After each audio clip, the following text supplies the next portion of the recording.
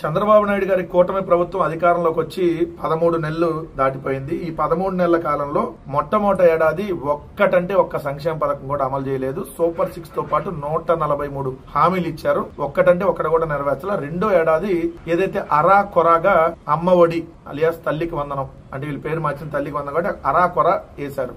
చాలా చోట్ల అసలు ఒక్క స్కూల్లో అయితే స్కూల్ మొత్తంలో ఒక్కరికి కూడా పడలా, కొన్ని కాలేజీలో అయితే కాలేజ్ మొత్తంలో ఒక్కరికి కూడా పడలా. అటువంటి పరిస్థితిలోనే తల్లికి వందనం కోసం రోడ్డెక్కినటువంటి విద్యార్థులు, చదువుకోవాల్సినటువంటి విద్యార్థులు రోడ్లెక్కారు తల్లికి వందనం డబ్బులు ఇమ్మని. జగన్మోహన్ రెడ్డి గారు అన్నప్పుడు నేరుగా తల్లి అకౌంట్ లో పడేయి ఇక్కడ ఒక్కరు కూడా మాకు రాలేదని చెప్పడానికి ఉండేది కాదు.